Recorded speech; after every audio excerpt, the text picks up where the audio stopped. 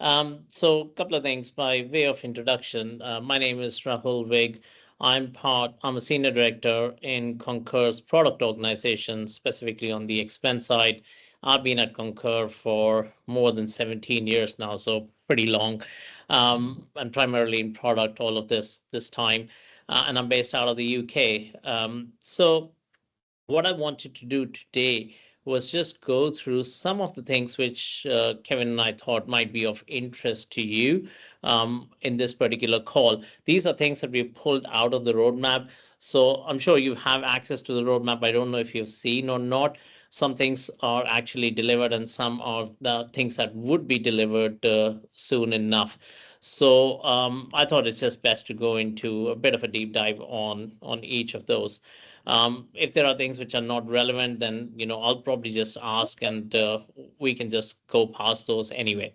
I know that Kevin said that people should send their comments in or questions in with chat, but I think if you want to unmute and ask a question, that's absolutely fine. We can keep it conversational if that's what people prefer. Me getting some feedback is also good on certain topics that we are looking and delivering at this point in time. So, um, just a legal disclaimer that anything that we put on our roadmap, external facing, potentially may still not be done in that timeline only because we cannot absolutely commit to it. It's a guidance more than an absolute commitment to the customers, but we do our utmost to keep those timelines. So before we go into the whole roadmap thing, I just wanted to start with what our vision is at Concur, because I think we are really trying to push this vision more and more all the way across Concur and outside to our clients as well. And I'm just going to read this line. It's not long. Create a world where travel and expenses practically manage themselves by building an intelligent, predictive travel expense and invoice management ecosystem that instinctively and minimally interacts with employees so customers can focus on what really matters. Now, the reason I have read this is because I want to hone in on a couple of words that have been used here. A, expenses practically manage themselves, and B is instinctively and minimally interacts with employees. I think those are things that we're trying to live by at this point in time. We want to get to a state where the whole art of expense report processing becomes low touch or no touch. That's critically important to us. But we know for sure that not everything can go to that particular state because of the nature of configuration that exists, because of the nature of how much information is typically asked of the employees. So we want to get to that state where the only interaction that we want from employees, from end users, I suppose, is the minimal interaction that may be possible. So whilst we are not there at this point in time, we have started up with a program. We're calling it Traveler Reimagined program altogether, in which the expectation is the expenses get created automatically and potentially completed automatically as well. Now, I'm not going to show any of that at this point in time. We showcase that in our Fusion presentation. There are certain clients who are already using that experience, but we are building more and more of that experience so it can come out to the rest of the client base. Just wanted to share that because I think it's critical. So in expense, just as part of reduction of the employee effort, one of the things that we're trying to push more and more is attendees. Now, just to give you some perspective, when we look at an expense report, we categorize that as a simple expense report and complex expense report. Complex expense report is anything that's got attendees, itemizations, allocations. We deem that as complex because what we have seen is that that typically takes more time for the users to fulfill. So we are targeting all of those areas to make improvements. And one of these is attendees. And as part of that, we're doing a bunch of work on attendees. But one thing that we have done is the ability to do quick employee search. Now, attendee screen can actually get very clunky, and I'm sure you guys are super users, so you've been using it all the time. But the ability to add attendees can be complex. And one of the things we had was the ability to upload a file in. But again, that's quite clunky. So what we're trying to do here is actually say, um, let's say you've got an Outlook. Yes, you've got a list of email addresses there because you've invited a group over for a meal or so.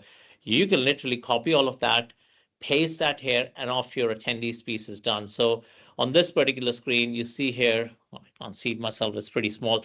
I think it says search for attendees or so. You click that, this panel opens up, you paste all of those email addresses, and that automatically resolves in the right company attendees that may exist. So this is one thing that has been released. It's available right now. Um, but there's another thing which I might want to talk about just here, which is the predictive search for attendees. So, all of these boxes here where you're trying to put in last name, first name, company, all of those pieces.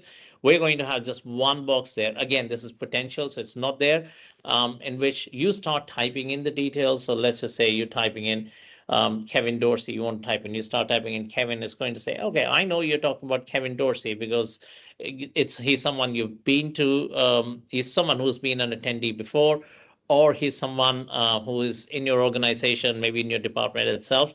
So it's going to resolve that name as you're typing that name. That's where we're trying to go. We're actually rolling that out on mobile, I believe, in Q3, and on the web, that timeline is likely going to be after that. I don't have that timeline just yet, but just wanted to share that with you. Um, so I'm just gonna ask if anyone's got any thoughts or comments on this at this point in time. Like, you guys are all super users, so I'm very curious. How do you feel about attendees, or how you would want to see this?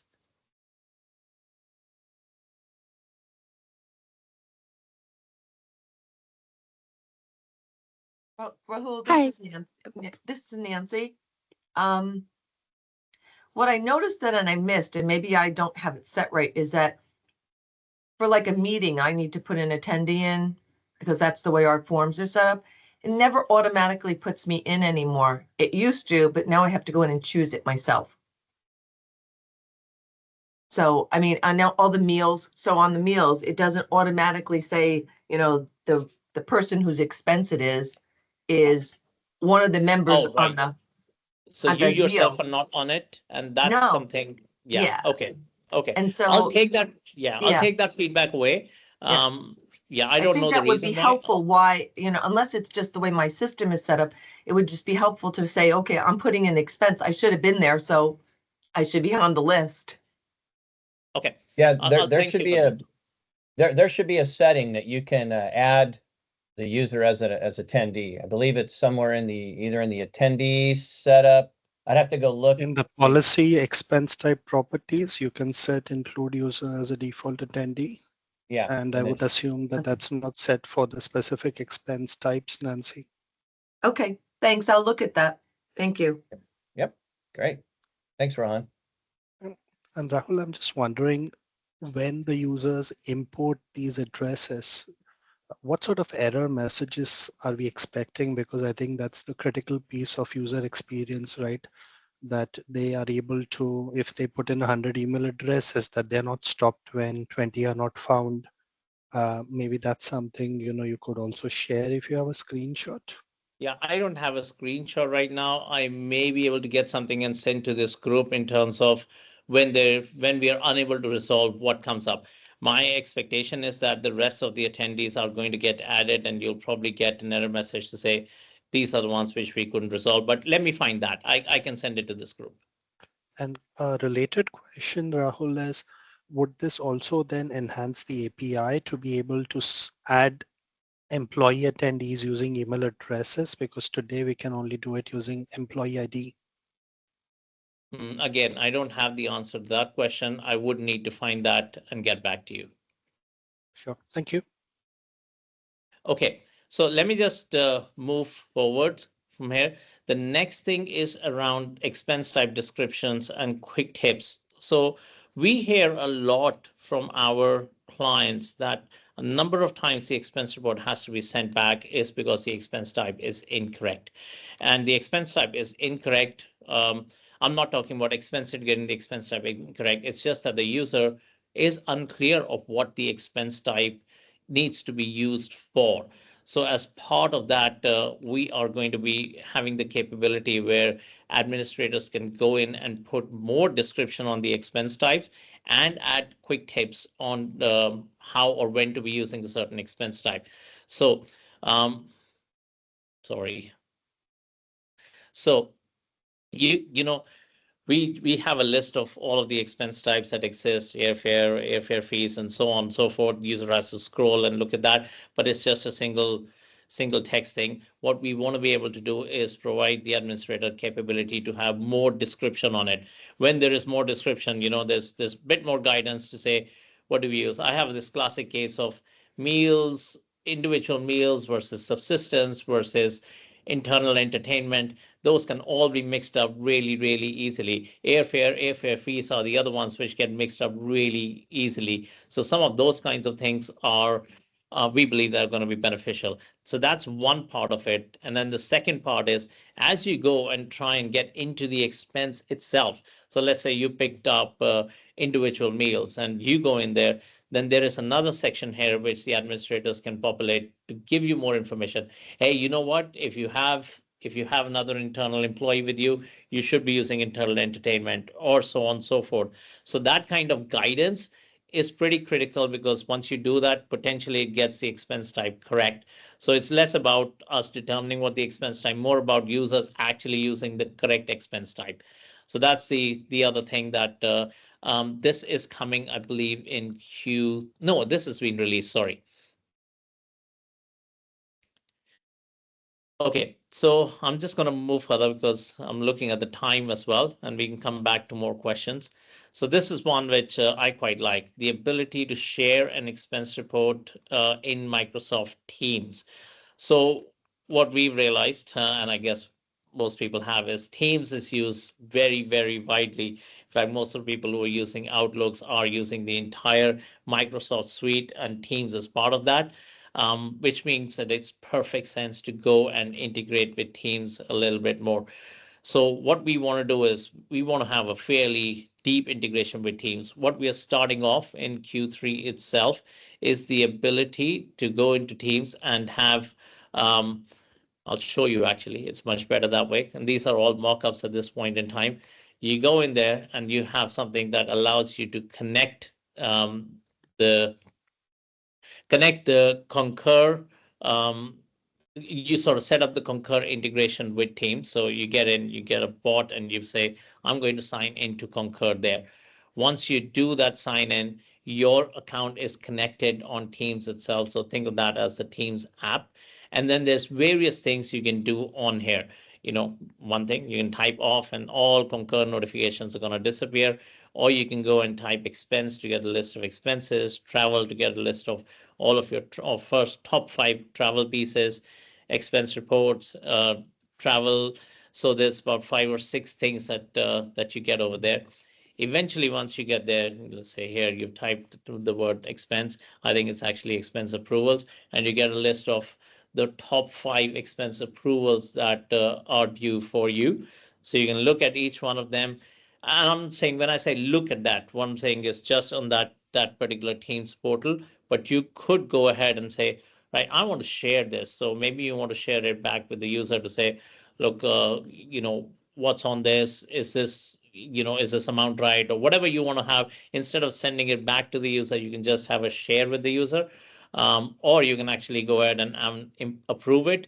With approve, there's going to be a deep link as well. So you can either approve it there, or a deep link is going to come in which you can go into Concur and look at it in more details, or you can send back to the user if you've got any comments. Now, we know that send back is quite frustrating. That's why that share option is there as well. So those are the features that would be available, but that's only the starting point of what we can do with Teams at this point in time. And this goes with our travel counterpart as well, in which we're going to have the capability to share your trip details. So if I'm traveling and if my colleague is traveling and I book my travel, then I can share my itinerary with my colleagues, so they can then go ahead and book a similar itinerary with a deep link provider that's going to fill out those details as well. So we're trying to do something similar on the expense side. And we feel this is a feature that is pretty ripe, and people are going to really appreciate this. That's at least our feeling. But I would like to get your views on this Teams integration piece.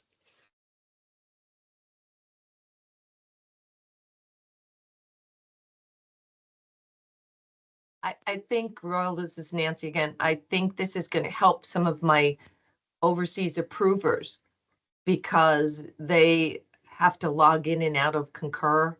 I think if they connect Concur, because they're not in my system, we have to actually create them to just be approvers. They don't use the Concur over there. So it may actually be something that's going to make it easier for them if they can approve it through Teams, look at it, share it, ask questions, and then either send it back or approve it. I think it's going to work very well for them.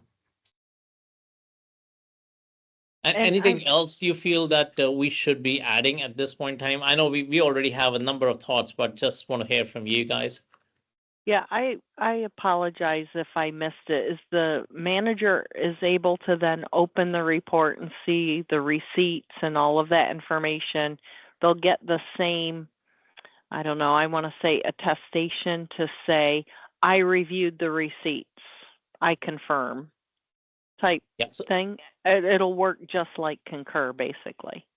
so slight difference. So I think if you're in the team, if you're in this particular model here in the Teams area in this particular app, you can simply say, you know what, I know what this is. I'm just going to approve it. Just one click, the approve is done. That's fine. You're never going into Concur. But if you actually want, you can click on that, and then it's a deep link that takes you into Concur. Now you're in the scope of the Concur, the actual Concur system itself, and then you can do whatever you need to do there. So it really depends on what you're trying to achieve there.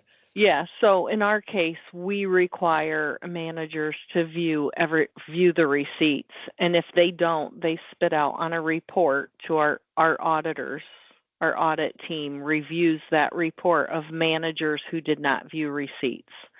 So when we do training, we tell them, but we also have a pop-up that comes up where they have to say, I confirm I reviewed the receipts. So very critical in our organization. So I just would want to make sure that, I mean, can we remove the approval function from here so that they have to go into Concur and review the receipts? I don't know, just a thought, just some input. Yeah, sure. I understand that. And I think there's going to be some level of configuration here, though how much configuration, I don't know at this point in time. We may be able to go and say, hey, you can only view this, but you can't approve. Or we might be able to say you can just not get the Teams thing unless you have the requirement, or unless you are able to do all of these functions. So I'll take that away as a feedback for the team that's going and developing it. And we'll see what's possible by way of configuration. Thank you.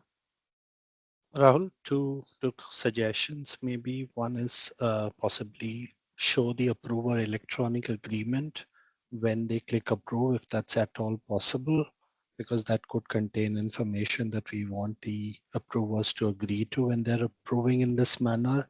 And potentially then, I know this goes away from what we discussed just now, but also the bulk approval option where you can select all 5 of these and approve, or 4 of these and approve at the same time. So things for you to consider. Okay, so I'll take both of those things because they're both slightly conflicting in nature. You can have all bulk approved, that's fine. But if you want to have something clicking that's saying I agree with the user agreement or so, then that's a slightly different thing. But again, I'll take those feedback back and see what's possible there. And maybe one question. Would this also be subject to 2-factor authentication then, or once established, the link will be permanent? Yeah, once established, the link would be permanent. Okay. I mean, we use Google Chat, so it's not useful for us, but yeah, Microsoft Team guys, it will be useful. Okay. No, thanks. Okay. So I've got 2 more topics, but I wanted to take a sense of the room and see if those are relevant. There's a couple of things on requests and a couple of things on travel allowance. So is that of interest to any of you, either one or both? So we Travel don't use allowance. request, but we use travel allowance. Okay. let's just jump into travel allowance. So I'm going to leave requests for now. So there's a couple of features that we've just released on travel allowance. So one is the ability. So maybe first question, do you know if you're using the latest version of travel allowance or you are on the legacy version? I don't even know if you Both. know this. Both. Okay. Okay. So we Great. have some countries in the new and some in the old. Okay. So one of the requests that we received from clients is that on the new travel allowance, we do not have itinerary defaulting from Concur Travel. So that's one feature that we have just released, which means that the user burden is going to be reduced in terms of entering the details of travel allowance itinerary from travel. Now I'm saying from travel because that's what we have released right now. What we want to do further is go above and beyond that and also look at maybe card data to pre-populate the travel allowance itinerary. We know the burden of entering details on the T itinerary is fairly large. So the first port of call is make sure we can do everything with the Concur Travel, which is released. And then the next would be to look at things like card data or any other such data that we could use. Do you think this is going to be of interest to your users? I think so. Okay, maybe one question if I can, and also given the time. Do you, if we were to go and build a capability, looking at our vision of automatically doing things, how far an automation do you think would be relevant on travel allowance? Assume that I can go and create an expense report if I have travel data. Do you think we could go ahead and create the entirety of all the travel allowance expenses at that point in time? Or you really want the user going in and reviewing those before those are created? Yeah, so it would depend, right? If there are fixed meals, that's what it does today, right? It generates all the fixed meals entries. In our case, we have some countries that are fixed and some that are reimbursable. So for example, in the US, we're reimbursable travel allowance. When I go, I get reimbursed for my full meal, but it splits out the entry between allowable and unallowable expense based on the travel allowance rate for where I visited. So I don't know how beneficial that would be when we don't limit people necessarily in the reimbursable situation to those values. And for fixed? So if it's For fixed, fixed, it creates the entries, fixed meals for X amount, and it'll be based on if they had provided meals or not. yeah, and I was actually saying, assume the trip hasn't been undertaken yet. I just have the information from Concur Travel. Your trip is going to happen.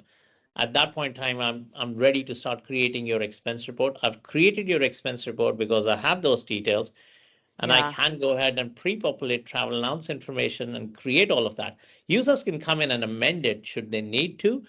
Is this something that's going to be useful or not? Yeah, it possibly could. I do know that we have a restriction on ours for creating expenses in the future. So the user gets an error that says you can't create a future expense because I think they feel, well, you haven't incurred that expense yet. So I don't know how well that would work for us, if that would be something that would be like an exception, but maybe they couldn't submit the report yet. I don't know. I'd have to really think on that one. Can I sync up with you later at some point in time to discuss this more? Absolutely. Okay, thank you. Mm-hmm. And then the second feature is around travel allowance APIs. So a lot of times we were getting the information say that, well, we can't get enough data out of, let's say, Cognos or so. We want to be able to get the entirety of the travel allowance itinerary information from Concur, not just itinerary information, itinerary, provided meals, everything. So that's something we've developed the API for. So if needed, you can actually get all those travel allowance details from the API itself. I don't know, again, if that's something of use to either of you. I think I'll discuss this with our technical teams because we have certain specific requirements for Germany, Yeah. which intelligence is not capable of satisfying. And we had explored the data connector last year, right? But even that was not having the travel itinerary data set. So I think this is a good development in that direction. So yeah, we would explore this more. Okay. Okay. I know I'm at time and I want to leave a lot of time for questions, but I wanted to also have this conversational. So I'm happy to stay for a few more minutes if you want to discuss. I don't know, Kevin, if you've got that time or not. Yeah, I have some, I can stay on if people have some questions they'd like to ask. I don't have any at the present time, but I'll stay on to hear others' questions. Maybe I can ask one. So we've been pursuing the topic of posting accruals for unapproved expenses, either cash or card. And there is currently a manual solution that works with utilizing intelligence and custom developments in ERP. And earlier today, I came to know that a new Concur accrual solution is tentatively planned for the next S4 release. And my feedback was it would be great if such messages or release information, even for ERP, that's so closely related to Concur, is somehow reflected in the Concur expense product roadmap on the Roadmap Explorer as well. Yeah. So I don't have the full details of how that accruals piece is happening.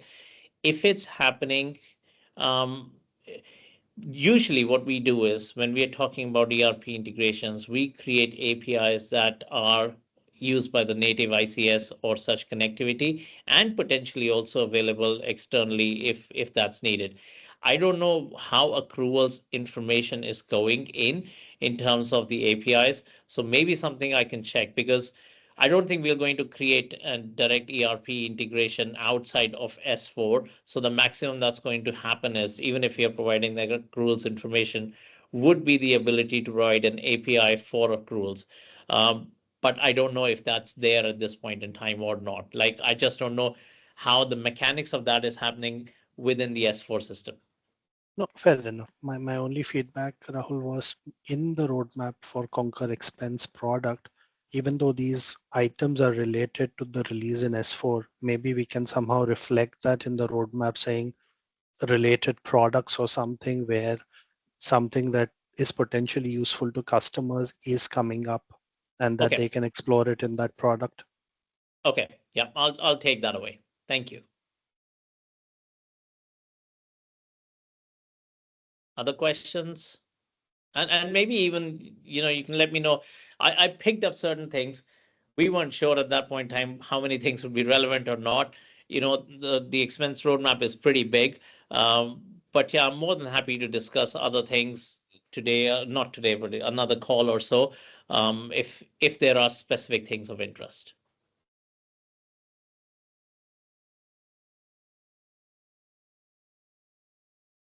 Okay, then I guess thank you all for your time. I'm sure I'm gonna link up with a couple of you in the future on some of these topics because I think us getting direct feedback is very, very relevant. Thank Thank you. you. Thank you, Rahul. Thank you, Kevin. Appreciate it. Thank you. Yeah, thanks, Bye-bye. everybody. Thanks, Rahul and Bye. Great day. Kevin. Bye-bye. Have a Thank good day, you. everyone. Bye-bye. Bye-bye. Bye.